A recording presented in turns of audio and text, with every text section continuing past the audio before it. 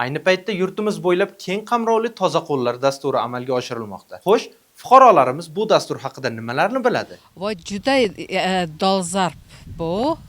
Haqiqatan ham hamma toza qo'l bilan yurish kerak.